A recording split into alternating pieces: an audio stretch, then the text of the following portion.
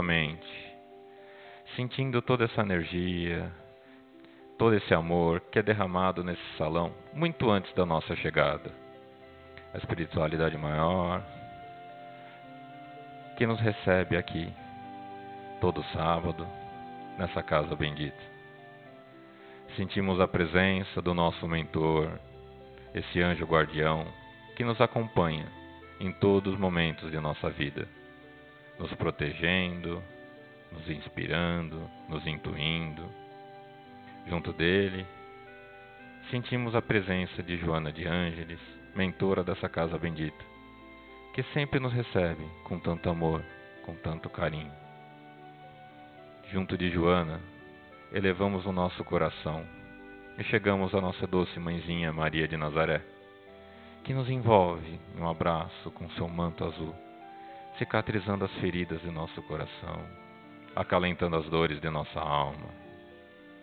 Junto de Maria, mais serenos, elevamos o nosso coração e chegamos ao Mestre, a quem agradecemos pelo exemplo de amor e abnegação, pelo guia de conduta que foi sua vida. Muito obrigado, Mestre, pelo exemplo que foste.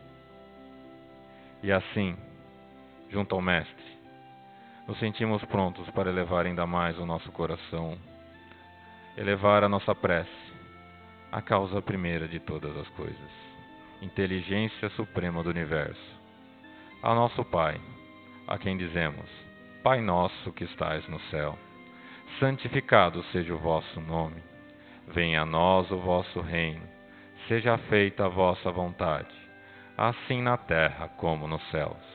O pão nosso de cada dia nos dai hoje, perdoai as nossas ofensas, assim como nós perdoamos os nossos ofensores, e não nos deixes cair em novas tentações, e livra-nos de todo o mal, pois vossos são o reino, o poder e a glória para todo sempre.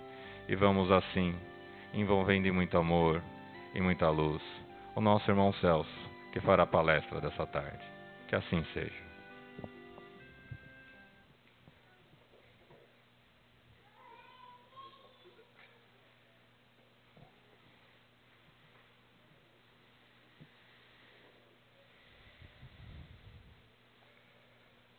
Que a paz de Jesus esteja junto a nós nessa tarde. Vocês não imaginam a alegria que estou sentindo em ver essa sala cheia. Nós estamos comentando agora há pouco. Quando iniciamos essa casa aos sábados, mal tínhamos 2 fileiras. E hoje, com a graça, vemos a casa cheia.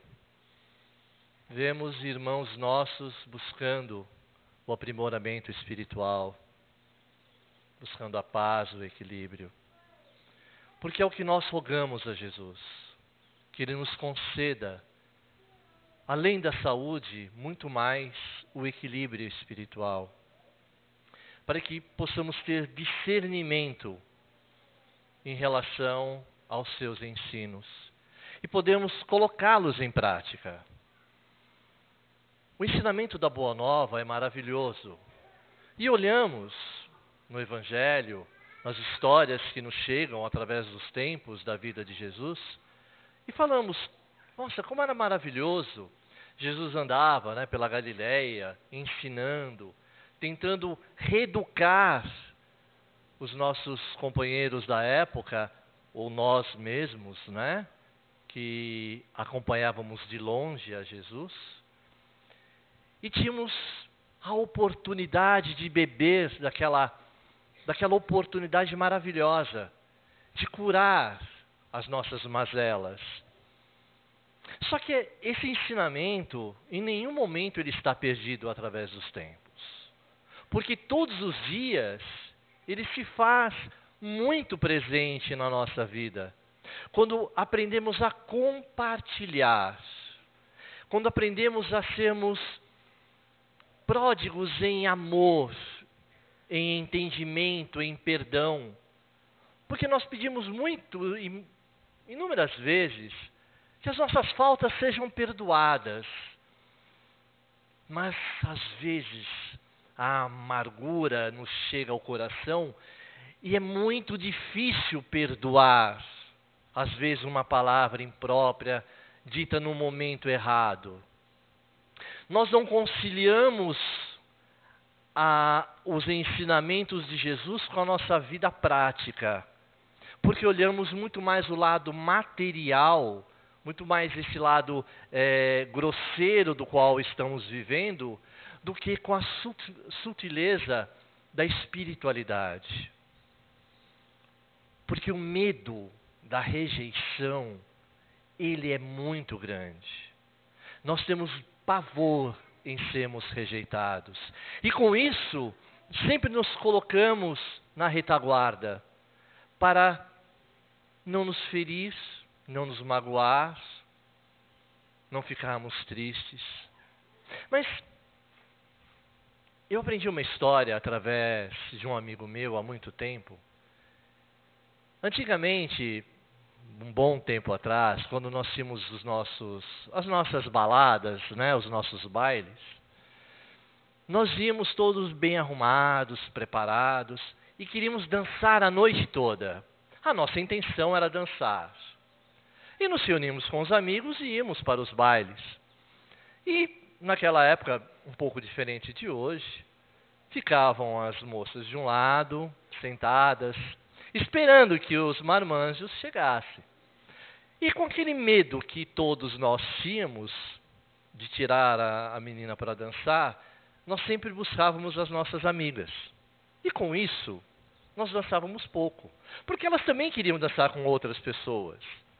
Então nós sempre ficávamos não tão a noite toda dançando, e ficávamos ali, nos lamentando, que a gente não tinha dançado da forma que queríamos. Mas nós tínhamos um amigo, e esse amigo ele era sensacional. Ele chegava e ele já monopolizava todo mundo. Ele ia e ele dançava a noite toda. Nós não víamos ele em nenhuma das festas ficar sem dançar. Ele ia num grupo de meninas, convidá-las para dançar. Aí convidava uma, e a famosa tábua, né, que o pessoal falava, ela falava assim, não. Ele respirava, se ajeitava, ia na outra que estava ao lado. Você quer dançar comigo? Ela, não. Respirava, olhava para o outro lado, a amiga dela, você quer dançar comigo? Ela, não. Ele se ajeitava novamente e ia na quarta. A quarta menina já estava com tanta pena dele, de tanta coisa, de tanto não que ele já tinha levado, que ela aceitava dançar com ele. Com pena e com dó. Mas ele dançava. Não importava. E então, essa era a famosa tática, porque ele não se importava com a rejeição. Na primeira rejeição, ele respirava fundo, buscava forças e seguia à frente. É uma lição para a nossa vida. Porque às vezes nas primeiras dificuldades, nós nos retraímos. E ficamos acabrunhados, quietos, com medo de fazer uma nova tentativa. O erro faz parte do nosso dia a dia, do nosso cotidiano. Porque sem ele nós não vamos valorizar os acertos. Se nós não soubermos o quanto nos dói uma doença qualquer, nós não vamos valorizar a saúde e saber preservá-la. Então, quando Jesus diz que nós temos dentro de nós o grande poder da transformação, é uma verdade. Porque quando nós olhamos um sonho que temos, não importa qual seja, grande ou pequeno, o trabalho é o mesmo, o trabalho do sonho é o mesmo. Então, se ele é grande ou pequeno, o importa é colocá-lo em prática e seguir em frente. E trabalhar para que ele venha se tornar uma realidade. É traçar esse objetivo sem se importar com as dificuldades que vão acontecendo. Porque elas vão nos fortalecendo e nos mostrando quais os caminhos que nós devemos tomar. Olha, a vida é pródiga nesse sentido. Se eu estou batendo muito de frente com essa situação, o que está errado? Alguma coisa precisa ser analisada, vivenciada e mudada. É como nós temos aí. Velocidade máxima, 60 por hora. Mas o nosso carro vai muito além. E nós passamos a 100. E quando chega a multa na nossa casa, então tem o famoso... Aonde, né, a famosa frase, mas tudo bem. Puxa vida, por que eu não dei uma parada? Por que eu não... Eu tenho que pagar por isso, por um erro. A vida é a mesma coisa. Ela nos dá os limites, nos dá as oportunidades. E se nós não conseguimos trabalhar dentro desses limites, nós vamos continuar sofrendo eternamente, porque o Espírito é eterno. Não tem por onde. As dificuldades sempre vão ser as mesmas, porque nós ainda continuamos a não nos aceitar. Nós não nos aceitamos realmente como somos. Nós temos, parece que, uma dificuldade em, no primeiro encontro, sermos autênticos. O cavalheiro, a moça bonita, a educação, e o tempo vai passando, você já ganha uma certa intimidade, você não consegue manter aquele teatro inicial, e você começa a abrir mão do seu verdadeiro caráter. Oh, mas quando eu te conheci, você não era desse jeito? Você era completamente diferente? Realmente. Porque nós temos uma vontade de sermos sempre bem vistos, aceitos. E não gostamos de mostrar as nossas fraquezas. Então, se nós queremos ser bem aceitos, nós escondemos o nosso lado autêntico. E só com a intimidade nós vamos soltando essa situação. E aí vão entrando choques de personalidades. Aí vão entrando aqueles choques cada vez maiores, porque nós mantivemos um teatro por tanto tempo, vivemos uma mentira por tanto tempo, que quando a realidade bate à nossa porta, a dificuldade de aceitar é muito grande, é muito difícil.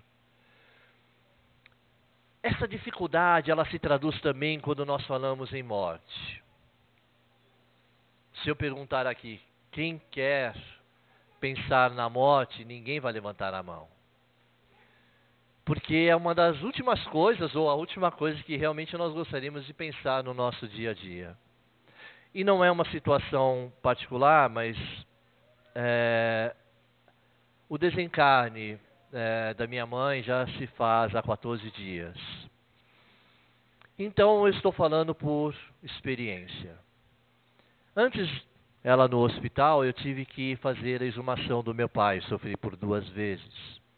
Mas a curiosidade sempre foi maior e eu assisti a essa exumação, porque precisava haver a remoção do local. E a hora que eu olhei, eu vi lá o terno, o sapato, a camisa, tudo perfeito. E o resto, só os ossos. Eu comecei a entender que nós realmente não temos nada de material sobre o nosso poder. E eu comecei a olhar ao lado e ver essas majestosas construções que nós temos a mania de fazer. Não é uma crítica, por favor, não entendam dessa maneira, mas aqueles famosos, né, mausoléus de mármore e toda aquela, uma verdadeira mansão, né? Gente, como eu não quero morar dentro de um cemitério, eu não quero ser o homem mais rico daquele cemitério, porque, quem você? Você é o cara que mais rico lá daquele cemitério? Não. Eu quero que a minha lembrança seja uma outra, pelo que eu construí, pelo que eu fiz, pelo que eu idealizei na minha vida junto aos que me cercaram. É isso que é importante. Então, aquela situação de pedra e areia, como Jesus nos ensina, é o pó, que nada tem a dizer para cada um de nós. Porque são os verdadeiros túmulos caiados de branco, mas cheios de podridão por dentro. Porque se a nossa mentalidade não for mudada e voltarmos urgentemente a abraçar o amor incondicional a nós mesmos e aos nossos semelhantes, a nossa vida sempre vai ser de dificuldades. Porque se eu parar e começar a prestar atenção, se eu começar a olhar só o sofrimento, cada dia eu vou estar me lamentando cada vez mais. Mas se eu parar e começar a me preocupar com o sofrimento alheio, eu não vou ter tempo, nem oportunidade de ficar pensando no meu sofrimento. Porque eu vou entender que existem outros muito maiores que os meus. É como aquele homem de grandes posses que queria conhecer o homem mais sábio do mundo. E ele viajou o mundo inteiro usando sua fortuna para conhecer esse homem. E lhe deram a indicação de onde ele morava. E ele chegou no local muito humilde, muito tranquilo, num vilarejo perdido, numa casinha praticamente pau a pique. Entrando, olhou e viu um homem sentado, orando. Olhou em volta,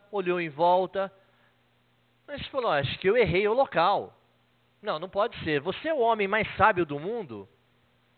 O homem disse, não sei. Mas onde estão as suas bagagens? Onde estão as suas coisas?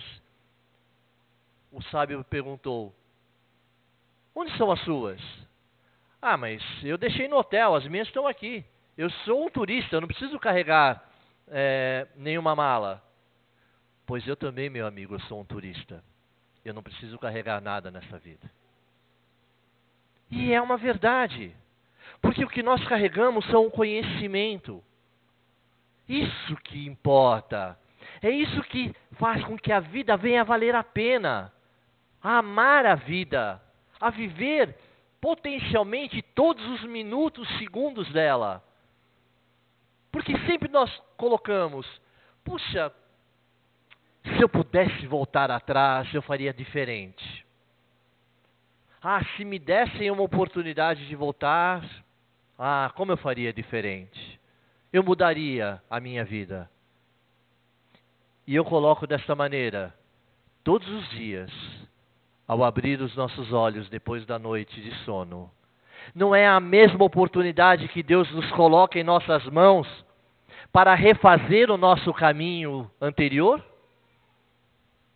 Não é a mesma oportunidade de poder refazer o mesmo caminho de uma forma diferente? Porque Ele nos dá essa condição da mudança. Se a noite anterior foi difícil, as dificuldades foram à flor da pele, eu tenho a oportunidade pela graça e pelo amor do meu Pai, que me coloca novamente a oportunidade de voltar e refazer o caminho, de refazer o trabalho, de restabelecer talvez aquele mal entendido, aquela palavra dita de uma maneira errada, de pedir perdão às pessoas que nos cercam, porque depois não nos adianta ficarmos frente a uma urna de madeira, nos lamentando e lembrando da história daquela criatura. Viver intensamente requer coragem, requer abrir mão da sua comodidade, parar de olhar para o próprio umbigo e seguir em frente, é dançar a noite toda, sem ter medo dos senões da vida, é abraçar e entender que é uma oportunidade maravilhosa que nós estamos tendo de restabelecer um grande trabalho, porque o Espírito, por ter essa eternidade, o que nós aqui estamos vivenciando não será a mesma situação que vai ser vivenciada na outra reencarnação, na outra oportunidade. Eu nem sei, porque ainda não me é dado essa oportunidade, mas quando chegar do outro lado, eu quero estar com a minha bagagem bem estruturada para não sofrer, e deixar uma história de exemplos. Exemplos que venham a contribuir pelo bem, pelo amor. De poder chegar para minha filha e educá-la, mas sendo o exemplo. Porque não adianta nada eu chegar para a minha filha, que é uma pequena talibã, e falar assim, olha, não fala esse palavrão. Mas no trânsito, por alguma situação, eu logo lasco aqueles belos palavrões que a maior parte estamos acostumados. Minha filha vai olhar, logicamente. E como é que eu posso educá-la? Como é que eu posso dizer a ela, você não pode falar se eu estou fazendo? Como é que eu posso dizer a uma pessoa não fazer alguma coisa se eu estou dando o mesmo exemplo? Para que eu possa ajudar, eu tenho que mudar. Eu tenho que ser o exemplo. Eu tenho que parar de tentar corromper as situações. E quando eu digo corromper, é o famoso jeitinho. Seu amigo está lá na primeira ponta da fila do banco e você tem 30 pessoas na sua frente. Você vai, todo engraçadinho, ô meu querido amigo e tal, e passa um monte de coisas para ele. Porque você não tem paciência de ficar aguardando no seu lugar. Você não tem paciência de aguardar numa fila de um hospital para ser atendido.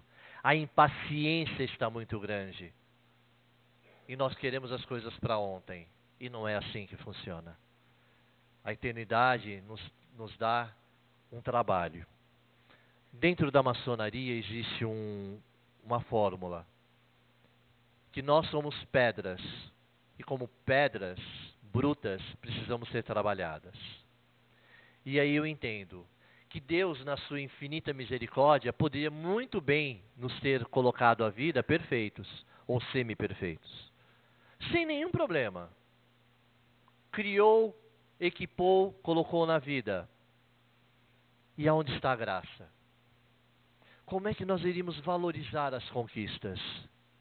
Então Deus, como sabe o que é da sua criação, nos coloca semi-prontos. Mas nos dá o trabalho de refazermos a sua grande obra. De cada dia acrescentarmos um pouco mais nessa obra divina chamada Espírito Imortal. E a cada dia nós vamos trabalhando. Nós vamos polindo essa pedra, tirando as asperezas para torná-la uma pedra polida. Para torná-la uma pedra bonita. Uma pedra preciosa, porque é o Espírito. E essa é a valorização. De arregaçar as mangas e não ter medo de enfrentar. Siga em frente. Faça. Dance a noite toda. Seja feliz com a sua vida. Porque, com certeza, quando chegar no nosso momento, em que o Mestre venha nos perguntar: o que você fez das oportunidades que te concedi na vida? O que você fez do dom da palavra? Da oportunidade de teus olhos perfeitos, de tua audição? O que você fez da oportunidade perfeita de teu corpo, que pôde dançar, correr? O que você fez disso? E nós precisamos responder a essas perguntas. O que nós vamos responder a Ele? O que nós estamos fazendo que venha acrescentar a nós e aos que estejam à nossa volta? O que nós temos a apresentar? Quando aqui chegamos para a oportunidade das nossas orações, como um hospital que é a casa de Joana, cada um de nós chegou com uma necessidade especial. Não sei de quais são, mas sei que cada um de nós está sendo olhado pelos mentores da casa, pelos franciscanos e pelas freirinhas de Joana. A cada um em particular, para escutar as necessidades de cada um. Para saber o que cada um de nós tem a pedir ou a agradecer. E se nós temos muito mais a agradecer, que bênção, que maravilhoso é poder tão somente agradecer pela oportunidade da vida. Agradecer pela alegria de estarmos vivos, de podermos continuar o nosso trabalho até o momento de sermos chamados. E não nos desesperarmos em momento algum, porque o Mestre sempre estará do nosso lado. Sempre nós poderemos ouvir aquela doce voz: levanta e anda. Porque sempre Ele estará de mãos estendidas a nos ajudar a trilhar o caminho.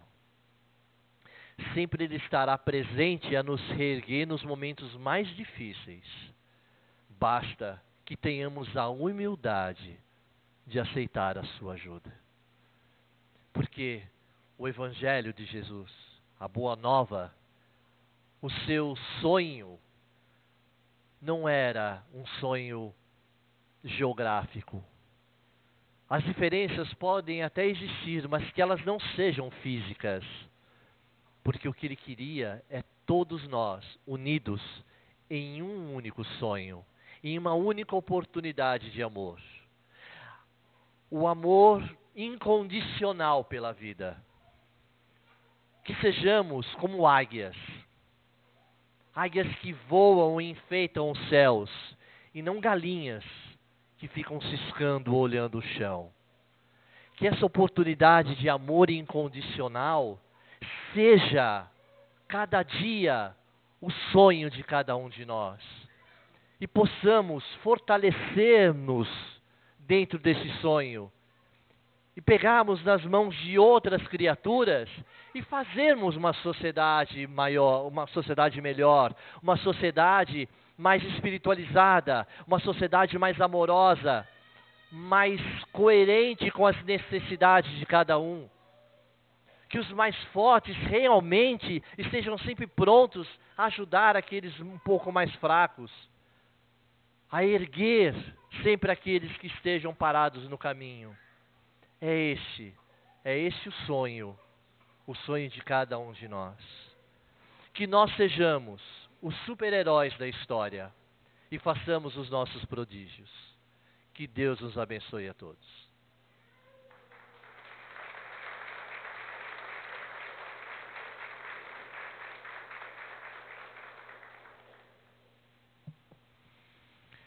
E assim, te agradecemos, ó Mestre, por todo amor, por toda a luz que foi derramada nesse salão, nessa tarde bendita. Que esse amor possa superar essas paredes e chegar aos leitos dos hospitais, aos orfanatos, aos asilos, aos presídios, àqueles irmãos que moram embaixo de pontes, de marquises. Enfim, Pai, a todos aqueles que, como nós, necessitam tanto desse amor. Dá-nos coragem para mudar aquilo que podemos mudar, compreensão para entender aquilo que não podemos, e sabedoria para diferenciarmos uma coisa da outra. Por tudo isso, te agradecemos mais uma vez, dizendo: Pai nosso que estás no céu, santificado seja o vosso nome. Venha a nós o vosso reino. Seja feita a vossa vontade, assim na terra como nos céus. O pão nosso de cada dia nos dai hoje. Perdoai as nossas ofensas, assim como nós perdoamos os nossos ofensores. E não nos deixeis cair em novas tentações, e livra-nos de todo o mal. Pois vossos são o reino, o poder e a glória para todo sempre. Que assim seja, graças a Deus.